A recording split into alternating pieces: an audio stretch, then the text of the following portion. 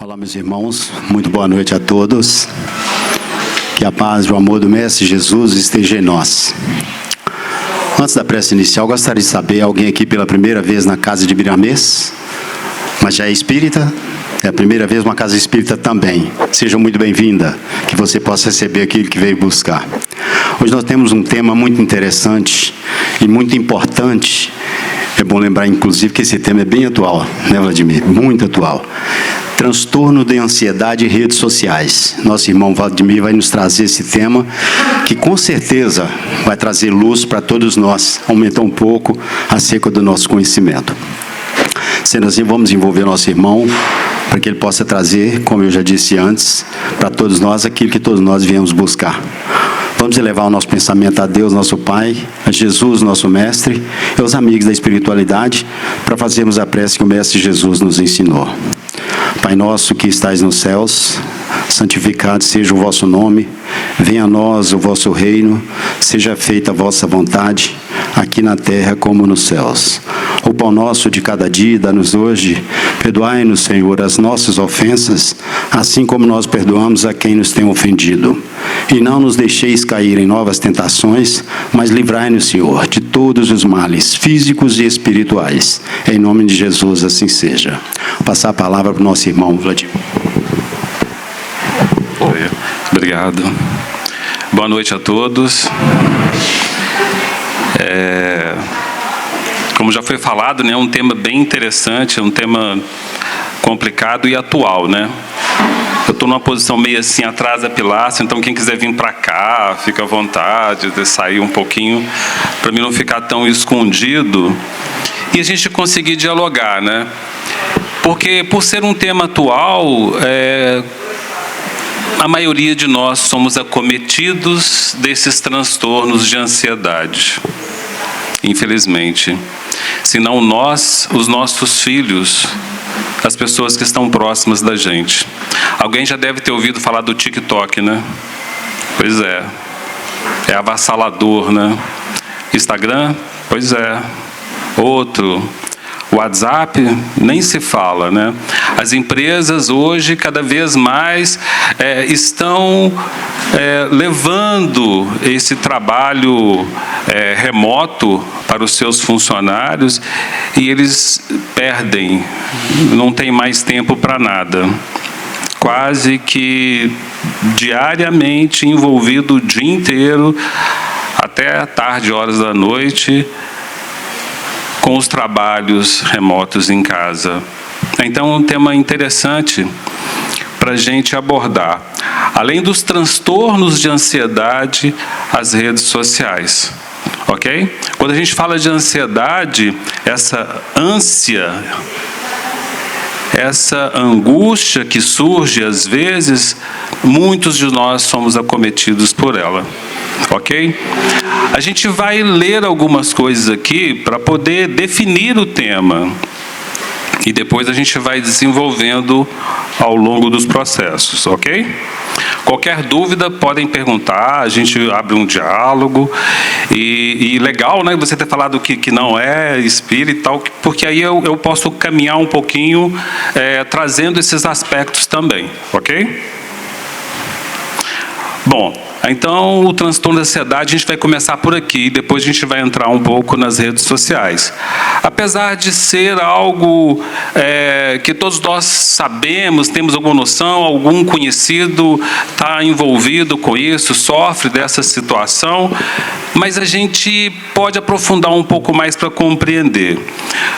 O que seria os transtornos de ansiedade?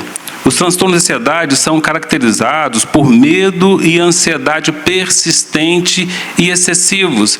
Além de persistir, ainda é com excesso, é um pouco para mais.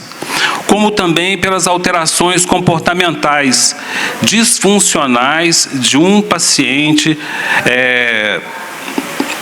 que um paciente pode utilizar para mitigar esses sentimentos. Ou seja, então essa ansiedade, de alguma forma, pode promover uma forma da pessoa aliviar isso. é tão angustiante que ela, de alguma maneira, tenta mitigar, tenta suavizar isso. Aí é um grande problema, que ela pode fugir para as redes sociais. A ansiedade pode surgir por algo que eu não estou dando conta, ou por uma vontade de alguma coisa. E quando eu não alcanço, eu posso encontrar um substituto para isso. E as redes sociais são ótimas para isso, porque elas não nos criticam. Eu posso me esconder ali e está tudo certo. Eu posso criar um fake, né? Um avatar, uma imagem, e ali ser admitido, ser aceito e conviver tranquilamente, sem críticas.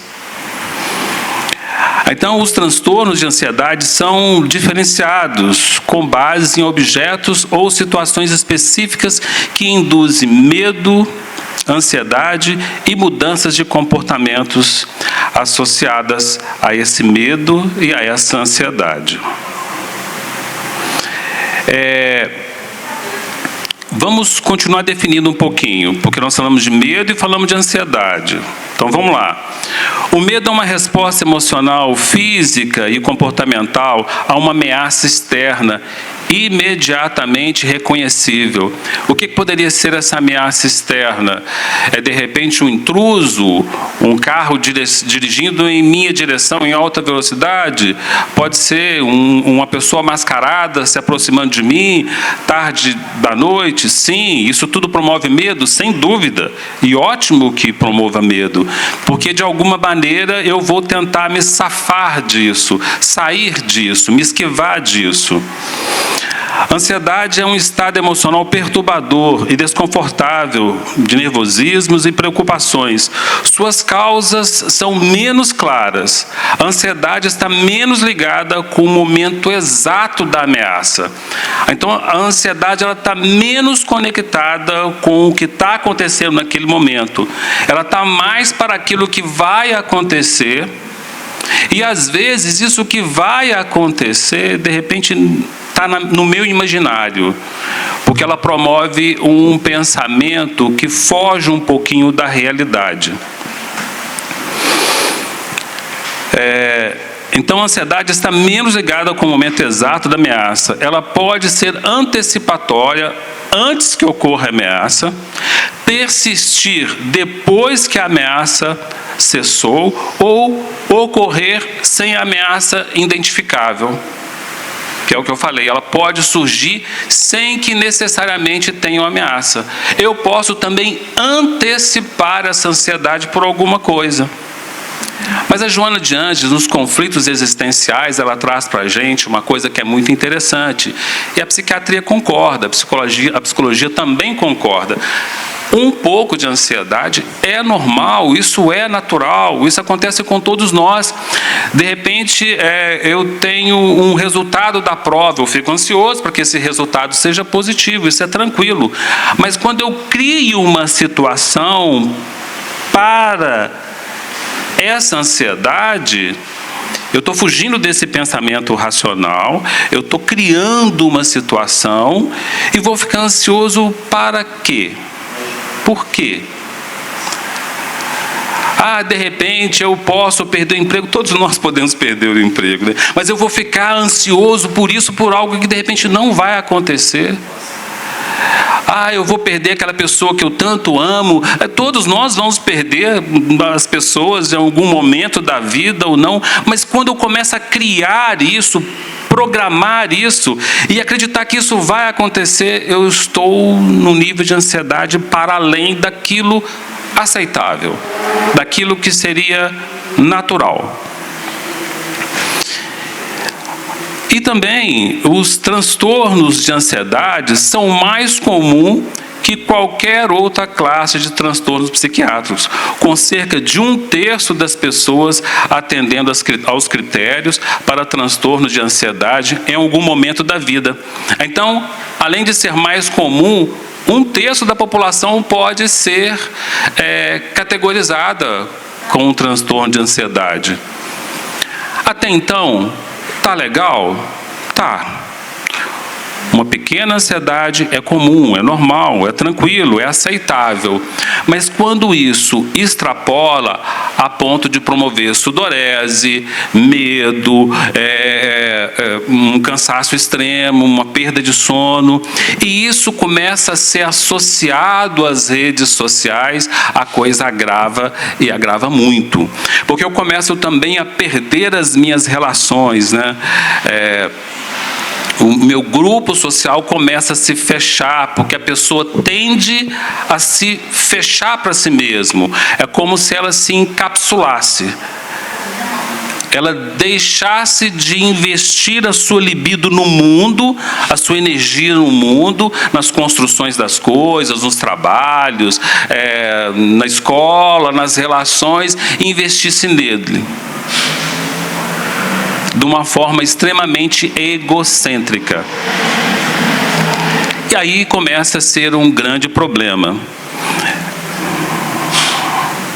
Eu trouxe uma pesquisa interessante, e o título dela é esse aqui: Transtornos relacionados à era digital, uma análise epidemiológica. Porque ela vai trazer um quadro de tudo isso que eu falei aqui. Dos problemas relacionados ao uso das redes sociais. E como isso se comporta, dependendo da situação.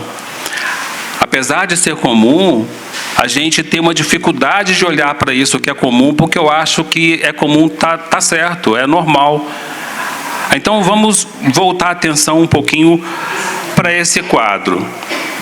É um artigo científico, tem algumas revistas científicas que propuseram algumas ideias, né, e pesquisaram e confirmaram todas essas ideias aqui.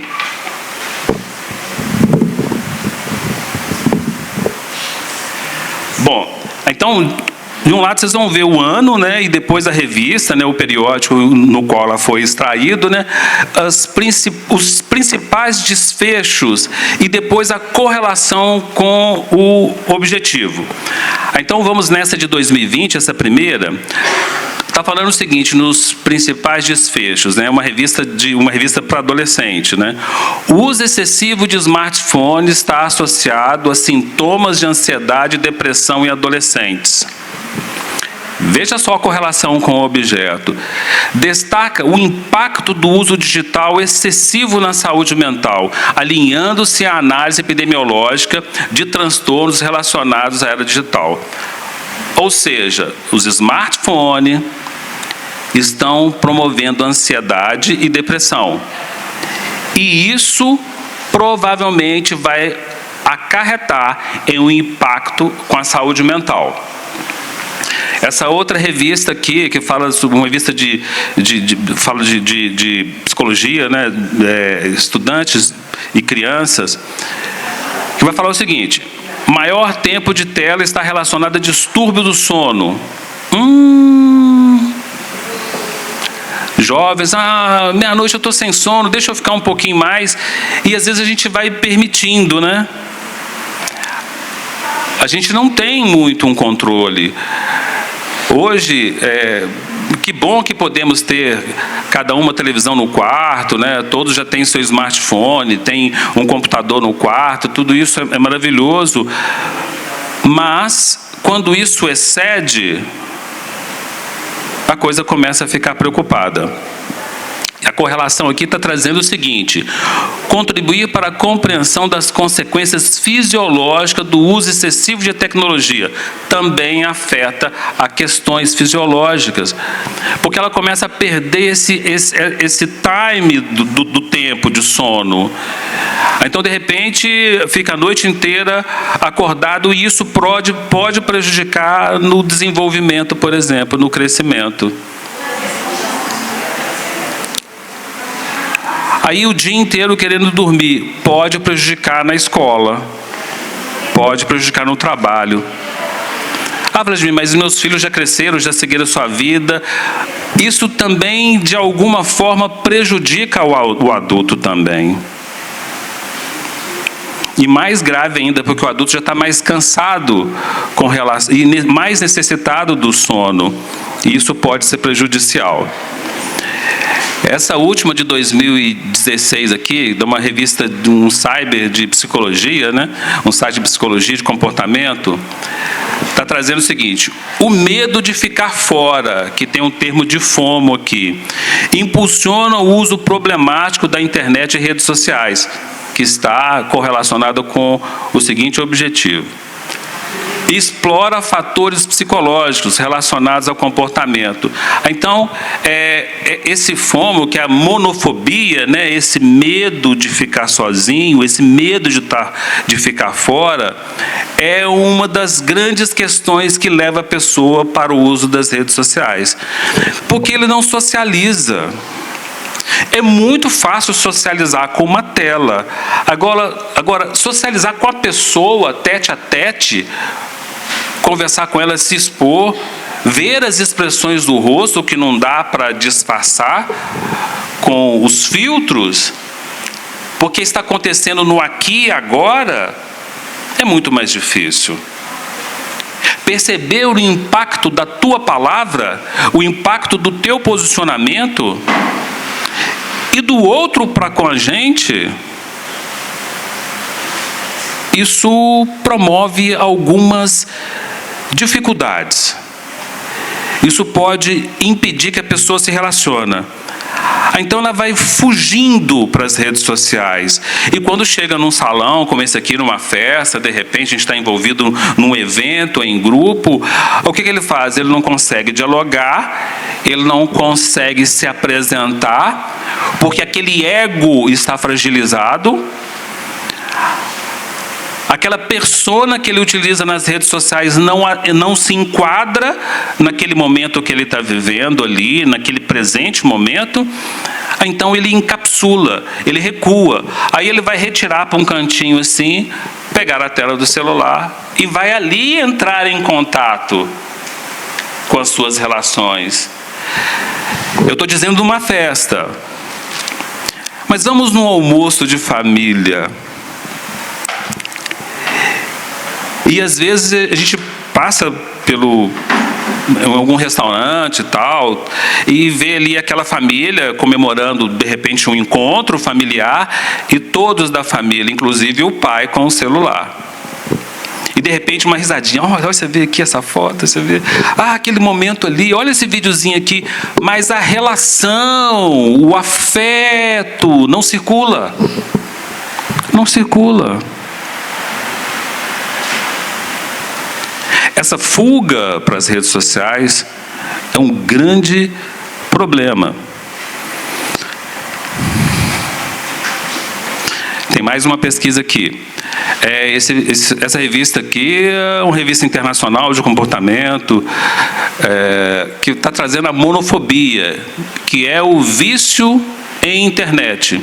São problemas emergentes na sociedade digital, que contribui para a categorização dos transtornos digitais e seus impactos. Outra revista internacional, a luz azul emitida por telas prejudica o ciclo do sono. E a glândula que é responsável pelo ciclo do sono é a glândula pineal, né? Que até então ela era considerada apenas uma que regulasse a menarca e o ciclo sono-vigília, mas que depois se descobriu também ela é uma glândula que ela é responsável pela essa transcendência, pela mediunidade. Olha que interessante, né? E é justamente afetada por causa dessa tela azul. Eu altero essa percepção dessa glândula do sono. Por isso que às vezes o médico fala assim, eu estou perdendo sono, então assim, não vá para a tela. Não vá para a tela. Né? De repente pega um livro, lê um livro ali, um capítulo, daqui a pouco o sono volta. Agora, se a pessoa for para a tela, a tendência é esticar. Né, aqueles 30, 40 minutos do sono que perdeu, ela vai acabar esticando isso para 1 hora, 2 horas e acaba perdendo na produção do dia seguinte. Os jovens não se preocupam muito com isso, né? Mas deveriam. Deveriam, porque hoje o mundo está muito competitivo, né? Cada vez mais o jovem tem que se especializar e essa briga por um espaço, ela está muito competitiva, está muito acirrada. Então, aqueles que não se preparam, que não se adequam ao espírito da época, o espírito do nosso tempo, ele acaba ficando fora do mercado. Outras coisas que as redes sociais prejudicam também, que eu já fiz parte de grupos de pesquisa, e que as empresas hoje, elas pesquisam o Instagram, pesquisam o Facebook, esses sites, porque a pessoa, ao entrar na empresa, ela acaba tendo que fornecer esses dados, eles acessam esses perfis, né, do futuro candidato. E quando ele começa a postar arminha, né, e uma série de questões que socialmente para a empresa não é interessante, ele nem vai para as provas finais, ele já é descartado ali. Então, a imagem que a pessoa cria nesses aplicativos, nessas redes sociais, é uma imagem que ela vai carregar para o resto da vida. Fotos que depois postadas não voltam mais. Para tirar depois é muito complicado. Vamos nessa última de 2017 aqui, também uma outra revista internacional, né? Que fala da rede pública. O uso compulsivo de redes sociais pode levar a sintomas de dependência. E está correlacionada com o seguinte objetivo: aprofunda o entendimento sobre os transtornos relacionados ao uso excessivo de redes sociais. Então, essa compulsão, ela pode, sem dúvida, trazer problemas. Outra revista, e essa é a última lâmina que nós vamos falar desses pontos, né? Revisa evidências sobre o impacto da tecnologia na saúde mental dos adolescentes.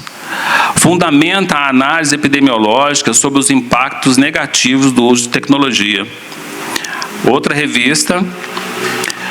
A tecnologia móvel afeta a qualidade das interações face a face, que eu acabei de falar.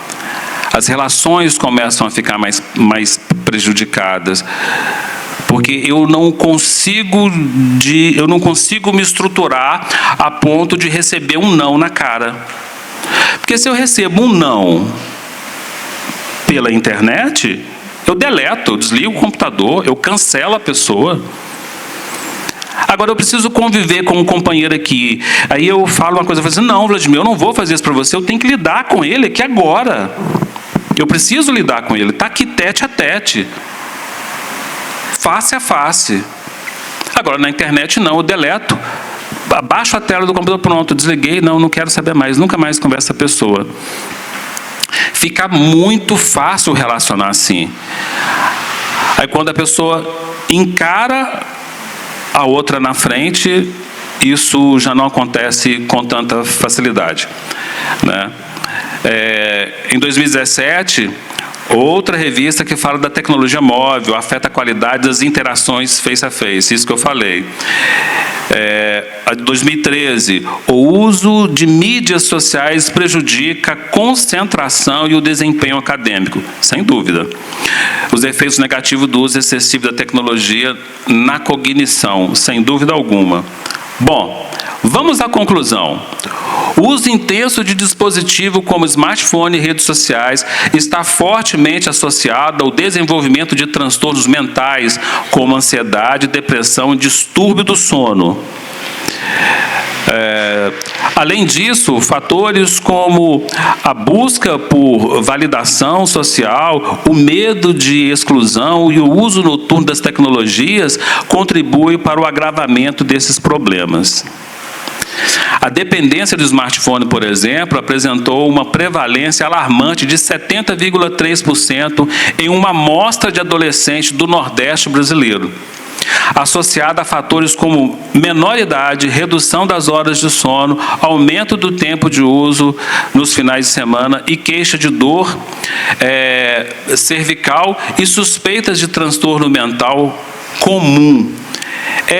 essa pesquisa, apesar da grande concentração de renda ser no Sudeste, esse índice de 70,3% de pessoas que utilizam esse smartphone aumenta no Nordeste. Eu não sei como que foi feito esse recorte, por quê, mas ficou essa dúvida do porquê que foi justamente no Nordeste que o poder aquisitivo é um pouco menor, né?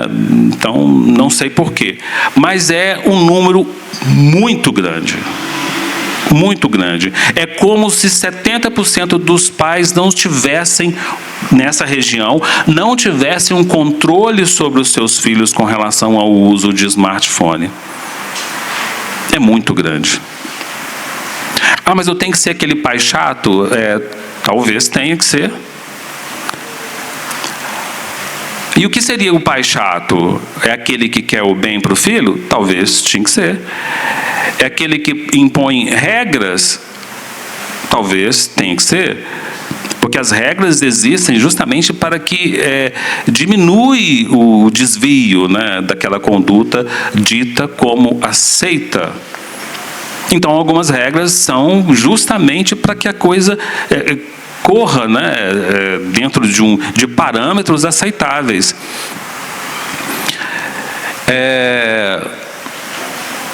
Vamos mais uma aqui. Estudos indicam que plataformas como WhatsApp, Instagram e YouTube são amplamente utilizadas por adolescentes com alto índice de uso diário. O uso intenso dessas redes, especialmente durante a noite, está associado à piora da qualidade do sono e ao aumento de sintomas psicológicos negativos. Bem, é isso que eu trouxe para vocês com relação às redes sociais. A prova está aqui. Uma pesquisa científica que traz para a gente um quadro. E até agora nós fizemos apenas um aquecimento para que a gente adentre a explorar um pouco mais a questão das redes sociais e da ansiedade. Ok? No livro Conflitos Existenciais, eu tenho uma outra imagem, né, dele aqui, né, que a Joana de Anjos escreveu, que está num compêndio de livros, né, que ela fala sobre a psicologia, ela fala sobre autoconhecimento, autoestima, que é muito bacana, que é a série psicológica Joana de Anjos. Ela traz no volume 13, no capítulo 8, alguns pontos que ela vai trabalhar a ansiedade. E ela, nesse capítulo, ela vai pontuar 3 coisas de extrema importância para que a gente compreenda um pouquinho sobre a ansiedade, e a gente vai correlacionar com as redes sociais, que é a psicogênese da ansiedade. Outro ponto, o desdobramento dos fenômenos ansiosos. E, por último, a terapia para a ansiedade. Bem, então, a psicogênese da ansiedade, ela vai trazer 2 tópicos interessantes para a gente. Primeiro, ela vai falar sobre John Bowlby, né? Que ele é um britânico, ele é de 1907, nasceu na Inglaterra, e ele, psicólogo e psicanalista, ele desenvolveu uma teoria que é a teoria do apego, que é muito interessante mesmo, porque ele percebeu que algumas crianças nascem, é inato, uma certa repulsa, uma certa rebeldia, uma certa ansiedade, e ele queria compreender o porquê isso. E percebeu que essa criança que tem essa desenvoltura, quando tenra ainda, lactente, né, bem novinha, ainda bebê, a relação com os pais, se tem um vínculo, essa criança cresce segura. Isso é bacana. Mas se a criança chora, depois de 4, 5 horas é que a mãe aparece, essa criança, se desenvolver, ela vai desenvolver uma criança insegura. Então, John Bowlby, com essa teoria do apego, ele fala do apego seguro e o apego inseguro. Essa vinculação e da não vinculação. Então, quando tem pais que respondem ao choro dessa criança, que tem essa presença, que tem esse afeto, e a gente conhece essa relação, esse vínculo, desde o momento intrauterino, em que os pais, né, conversam com o bebê, né, passam olhinho na barriga da mamãe e conversando com o bebê, põe musiquinha para o bebê, então já vai criando desde daquele momento intrauterino, do útero materno, da gestação, um vínculo. E quando nasce a criança, tem essa proximidade, tem esse afeto, essa criança cresce com uma segurança, um assenhoramento de si muito forte, muito potente. Ok, mas se a criança chora, ou desde o ventre, ela não é correspondida, não, essa coisa está aqui ainda, né? Eu não sei porque, não sei onde é que eu estava com a cabeça, estragou minha vida. Então, a criança percebe isso, ela sente essas palavras, a palavra tem um efeito muito potente. E quando cresce, chora 4 horas até que o auxílio chega, que é um outro problema. Se eu saio de John Bowlby, que a Joana trouxe para a gente, e vou para um outro psicólogo, o pai da socionomia, do psicodrama, Jacob Levi Moreno, ele fala da relação de corredor. Né? Então, no princípio, a mãe é o ego auxiliar do bebê ali. E ele acha que ele é tudo, né? Ele é os seios da mãe, ele é o leite, ele é tudo ali, ele é o universo todo é ele tem todo esse poder. Mas quando ele percebe o espelho e fala assim, neném, ele já começa a diferenciar. Ele já começa a perceber o outro. Então, o Moreno fala que estabeleceu ali uma relação de corredor, o eu e tu. E essa mãe, que é o primeiro ego auxiliar dessa criança, que vai assessorando, auxiliando, ele vai desenvolvendo, percebendo eu e tu, eu e mamãe, nós dois aqui conseguem fazer essa relação de corredor. Daqui a pouco, aquele pai que chega mais à noite, por causa do trabalho e tal, chega essa terceira pessoa e começa a fazer uma relação eu, tu, ele, começa a triangular essa relação. E à medida que vai introduzindo o irmãozinho, vai introduzindo o primo e tudo mais, começa a circular a relação. Então, eu, tu, ele, nossa, começa a completar. Mas se esse ego auxiliar, que seria essa mãe, né, esse primeiro contato, ela não tem uma proximidade, pronto, danou-se tudo. Ela não auxilia, ela é um ego que não auxilia, ele vai ter uma dificuldade de se perceber. E quando adulto, é aquela pessoa que tem dificuldade de relacionar com o grupo. Se eu estiver conversando com o senhor, é só com o senhor aqui, eu não consigo dar atenção para mais ninguém. Aí se eu for conversar com ela, é só a senhora aqui, eu não consigo dar atenção, eu não consigo circular. Eu preciso de concentrar, e se eu quiser conversar algo de importante, eu não consigo trazer para o grupo, eu tenho que chamar um, e de repente não é algo que nem é importante, mas eu não consigo circular a relação. Aí eu tenho que chamar no cantinho, deixa eu falar com você aqui, ó.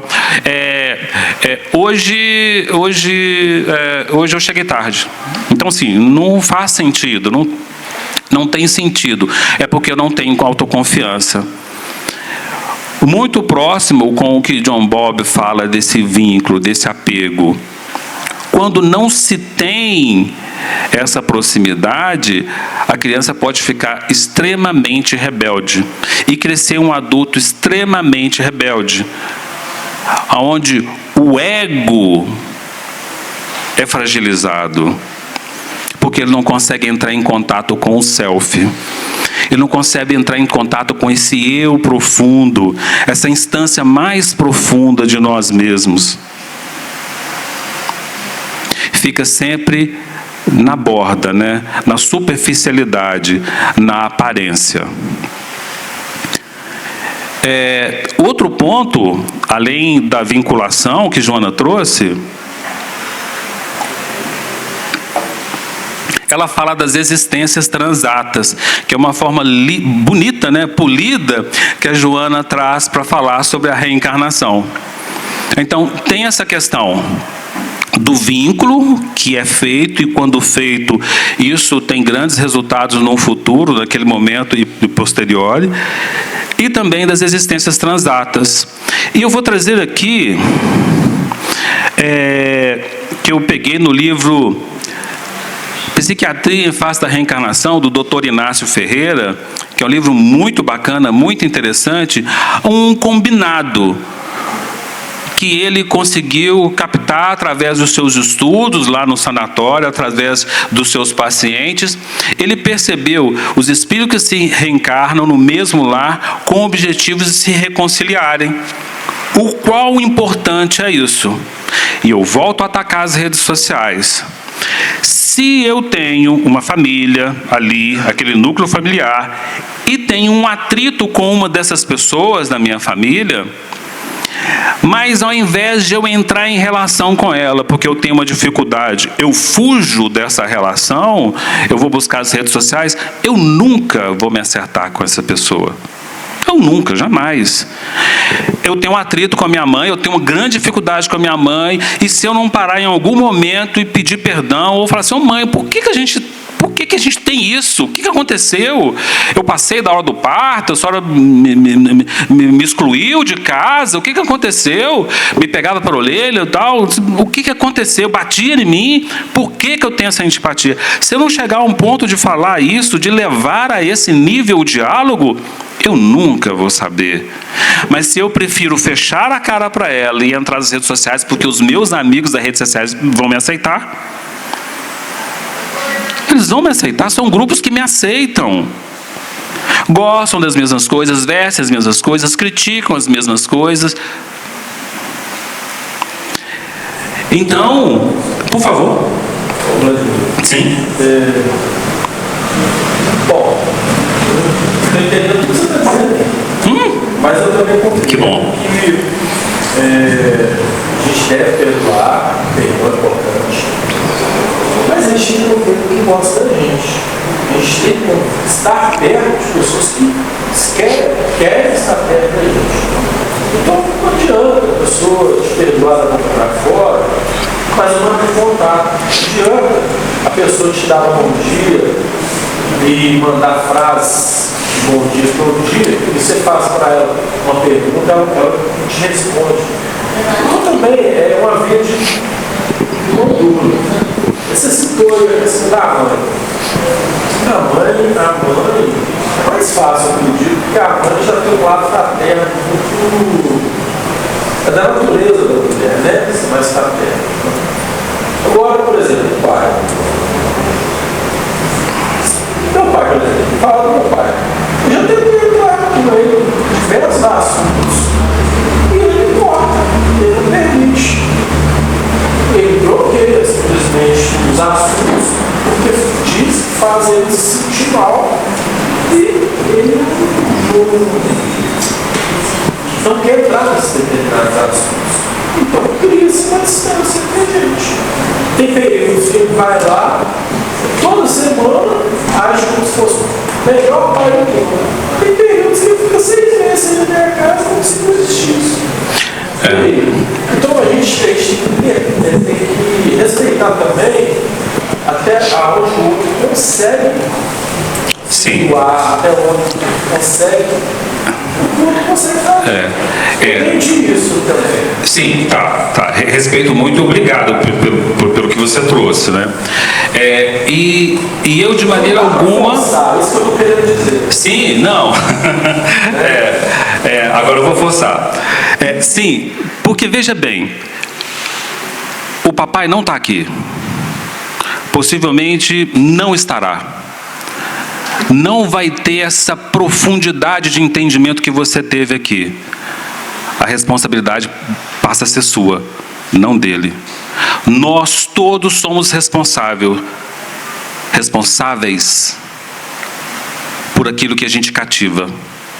Com certeza, compreendendo agora como você compreendeu, a sua responsabilidade vai elevar ao quadrado, ao cubo, e vai subindo. E assim, eu ainda nem forcei a barra, eu vou forçar agora.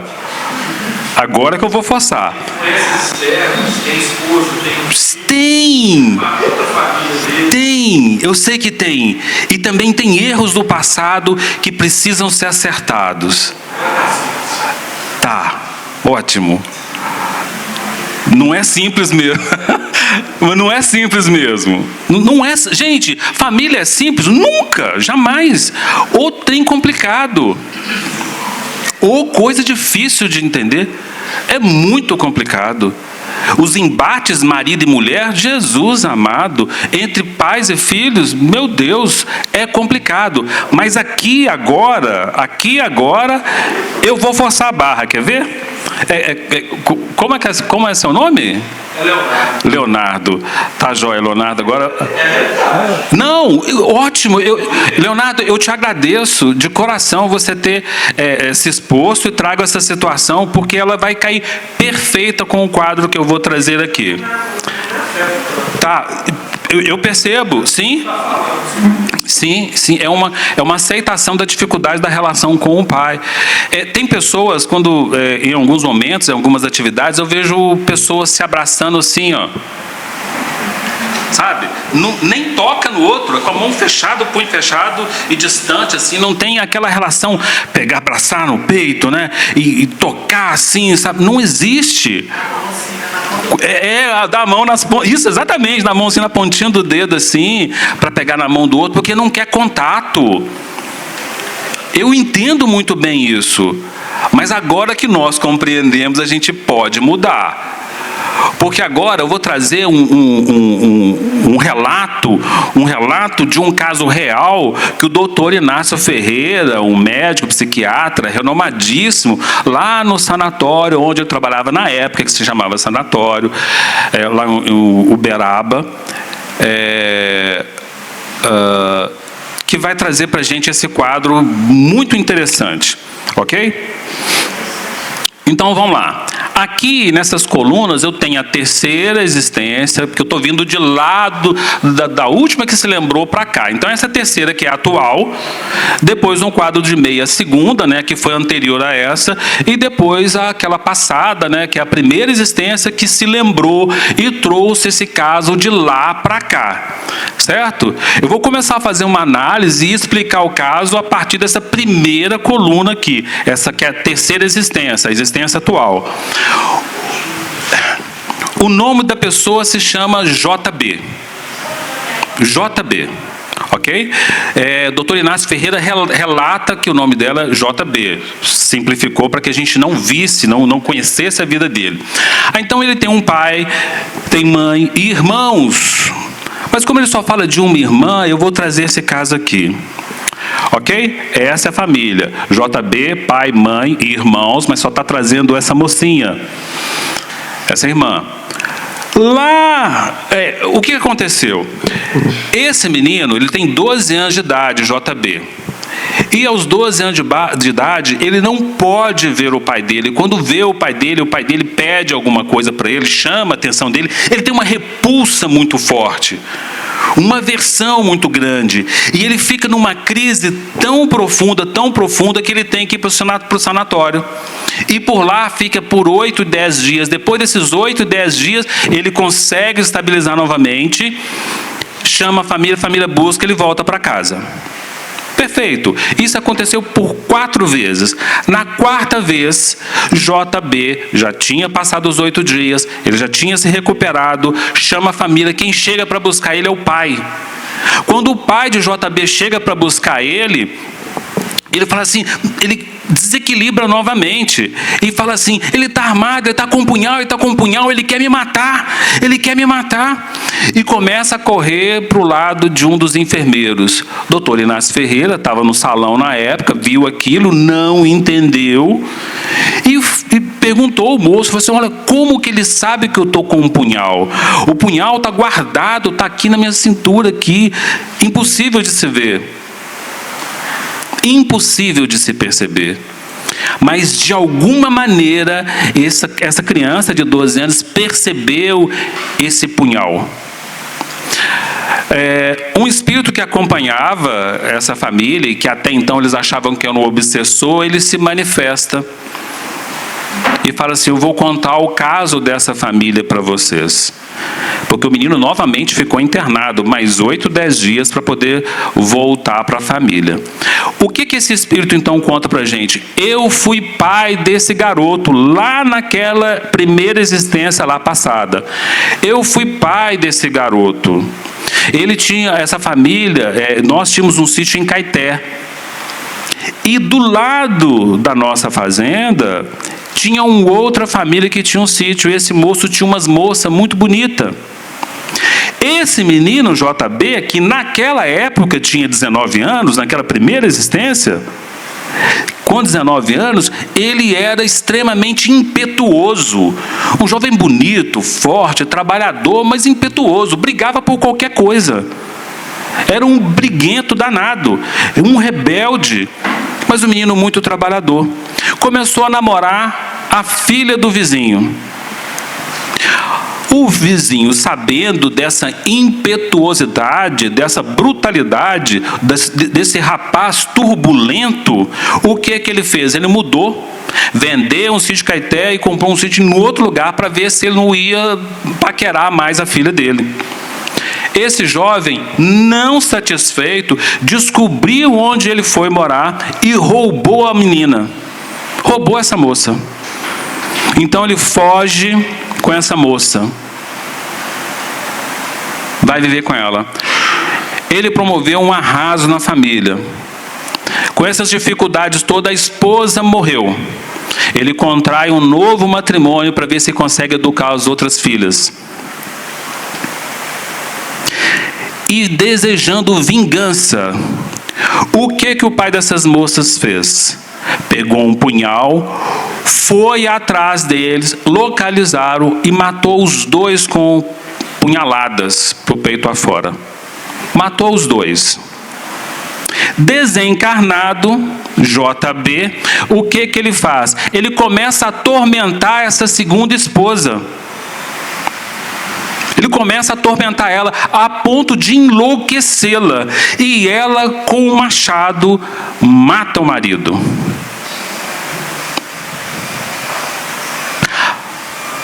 Desencarna todo mundo.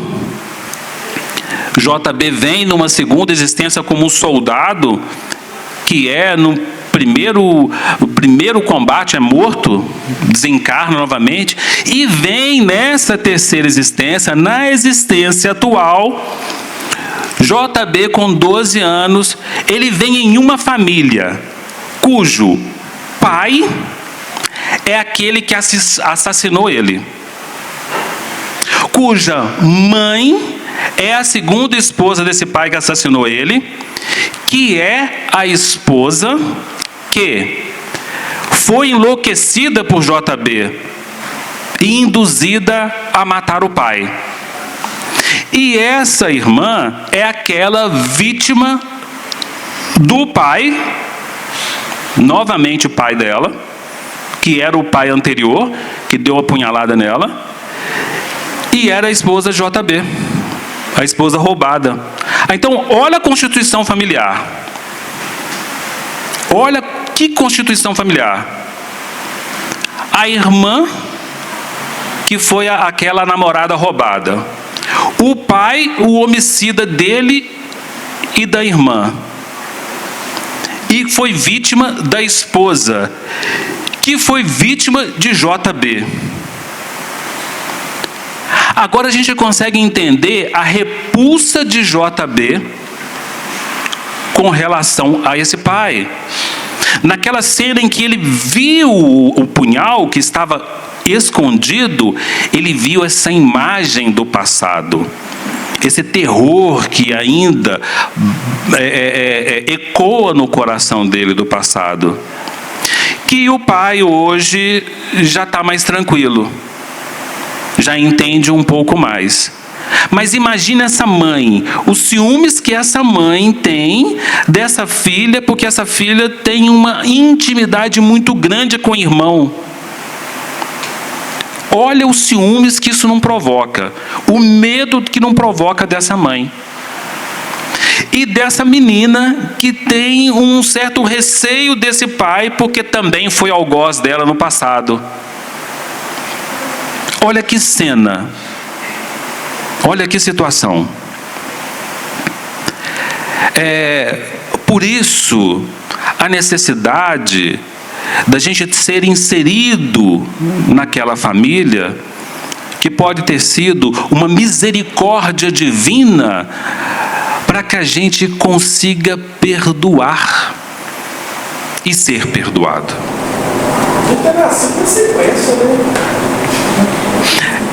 São combinações do plano superior, né? Já organiza de tal maneira que aquelas mais maduras serão os pais e os organizadores daqueles novos que virão. Daí a necessidade, muitas vezes, de JB perdoar esse pai. Daí, muitas das vezes, da gente perdoar os nossos pais pela ignorância. Tem pai que não aprendeu a amar. E eu concordo com você quando você fala que a mãe é muito mais fácil, porque a mãe ela veio com esse atributo do amor. Ela veio com esse atributo do amor, ela veio com essa coisa de amansar essa brutalidade que somos nós. Somos extremamente brutos. Porém, contudo, todavia, ainda rígidos para amar. Ainda embrutecidos. Bobagem nossa, porque na outra encarnação a gente vem mulher justamente para poder aprender um pouquinho dessa leveza do amor, dessa possibilidade do afeto, de permitir que ele circule. Então, diante desse quadro, a gente pode começar a entender um pouco das dificuldades dos casais, dos irmãos, dos filhos, da mãe, do pai e da mãe, do filho. Por favor. Jesus também advertiu, que os inimigos serão da própria casa. E nós estamos vendo isso acontecer hoje. Sim. Infelizmente, sim. Porque a gente não aprendeu ainda. A gente não aprendeu ainda. A gente ainda acha... Não é para castigo, é para reconciliar, para haver o perdão, falso próprio. Exatamente. A gente ainda acha que a gente chega na palestra, nossa, minha mãe tinha que ouvir isso. O meu marido tinha que estar aqui para ouvir isso. A minha esposa tinha que estar aqui para ouvir isso. Isso aqui, a gente não capta isso para a gente. É para nós. É para nós. Na terapia é muito comum a pessoa falar assim, nossa, meu marido tinha que estar aqui. Não, é você que está aqui. Jamais ele vai pôr o pé aqui. Então é você que vai ter que trabalhar essa questão em casa. Talvez ser o exemplo. Promover essa mudança interna para que ela se expresse externamente em algum momento da vida. Bacana? A Joana de Ângeles traz o segundo ponto que é extremamente importante, que é o desdobramento dos fenômenos ansiosos, né? Então ela fala que a ausência de serenidade. Um dos pontos é isso. A ansiedade promove a ausência de serenidade. Se ela promove a ausência de serenidade, eu não tenho equilíbrio. Eu não tenho controle. Eu não tenho uma percepção das minhas ações. Se eu não sou sereno, eu não consigo agir. Eu não pondero as minhas falas. Eu não equilibro as minhas palavras. Ela sai de qualquer jeito. Né? Imagina eu que tenho essa voz tão bruta, né? Imagina eu bravo, xingando. Se eu não pondero a fala, o meu posicionamento, a voz, a postura, se eu não falo para a alma, se eu não falo para o espírito, é perigoso a pessoa correr. Imagina uma briga, fica ruim. Então a incapacidade de ação equilibrada e desenvolvimento dos valores éticos, morais corretos. A gente tem ouvido na política cada absurdo, cada bobagem, faltando valores éticos morais. falta de respeito para com as mulheres, falta de respeito para com a minoria, falta de respeito para com os negros, falta de respeito para com os indígenas, falta de respeito para com o ecossistema, falta de respeito para com o próximo.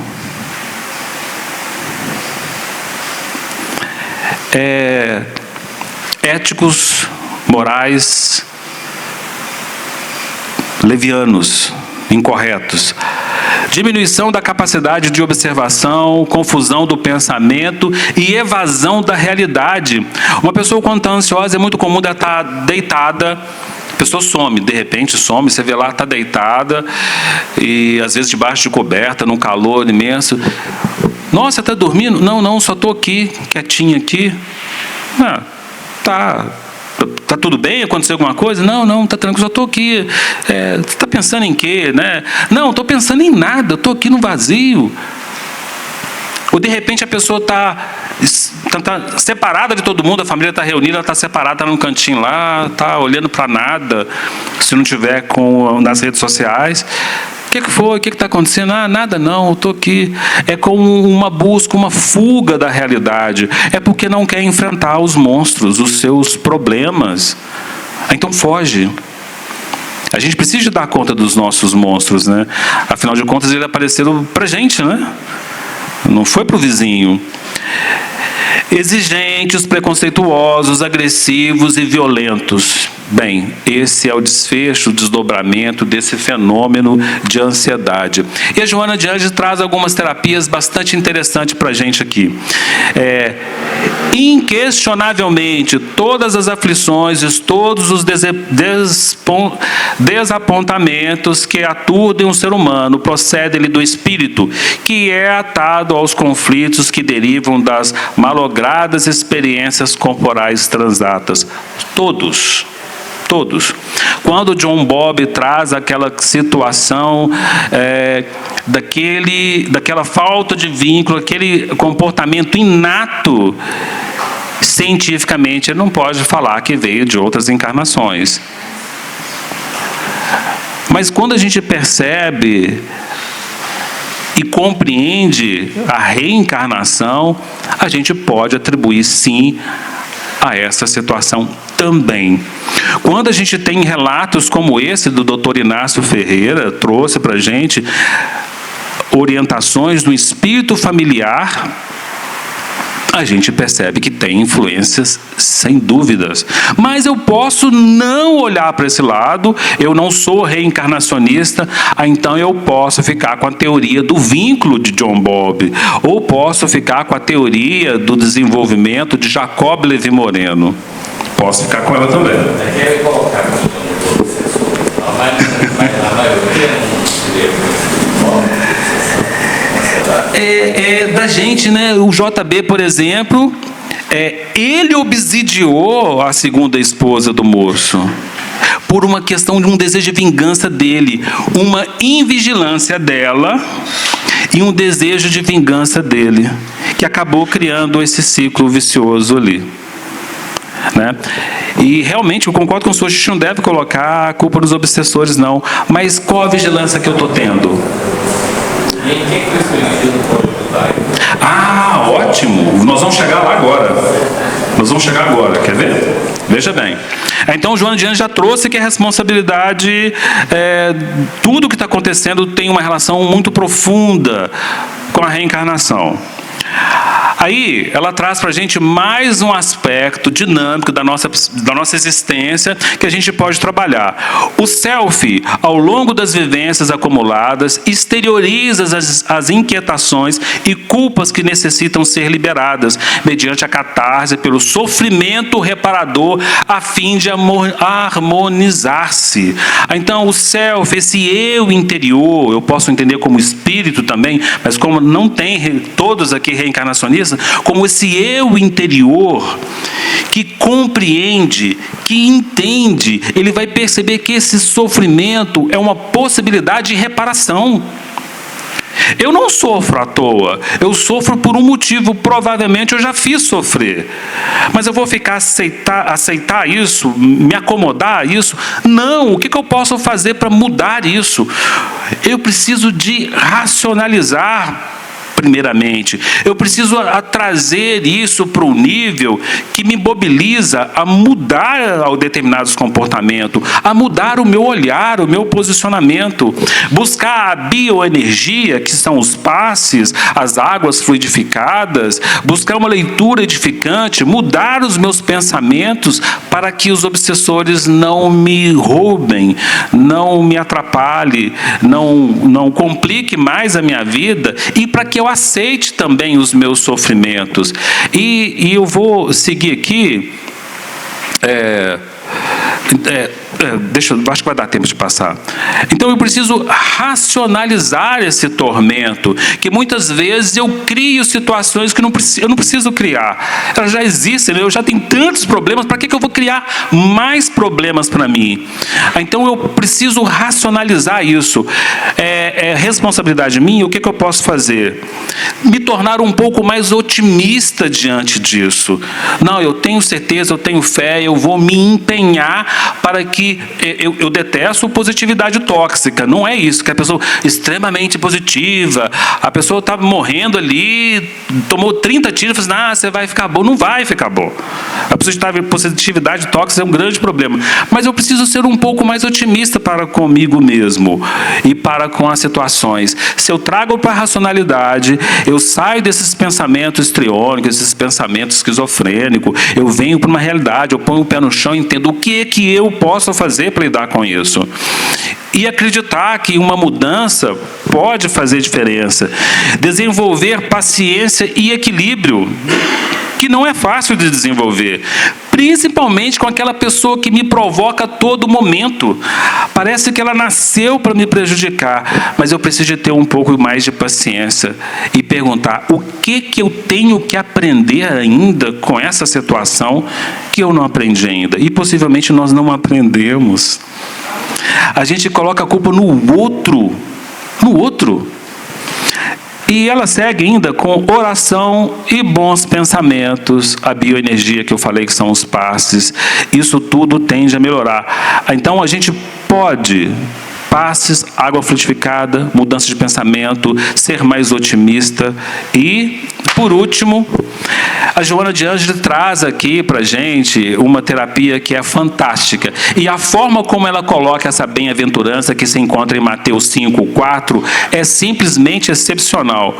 O que ela fala? Jesus, o psicoterapeuta por excelência, asseverou no Sermão da Montanha, em Mateus 5:4, bem-aventurado os que choram.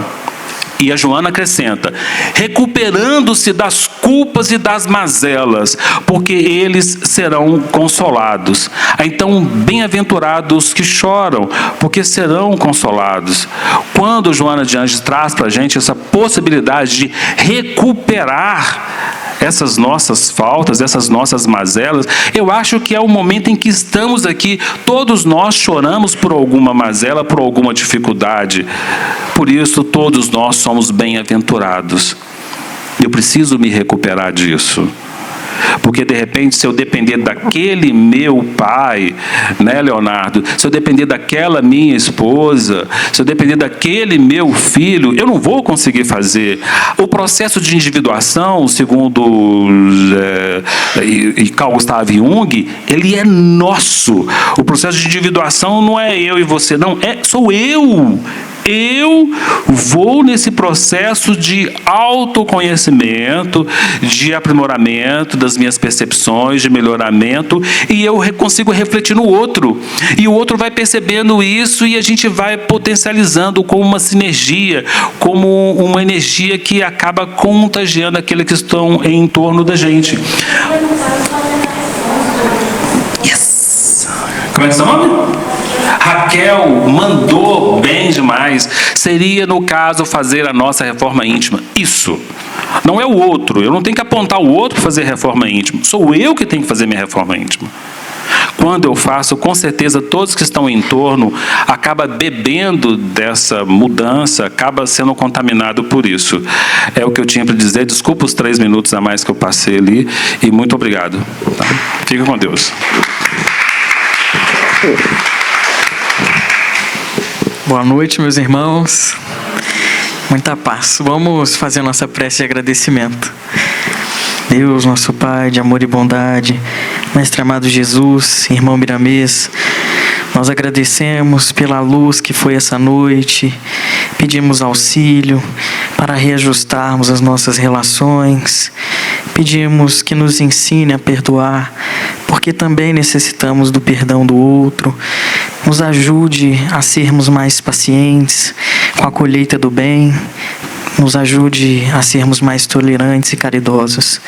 Pedimos que o Senhor abençoe todos aqueles que ficaram nos nossos lares e nos abençoe também hoje, agora e sempre. Assim seja. Quem quiser tomar o passe pode formar uma fila aqui à minha direita. Obrigado.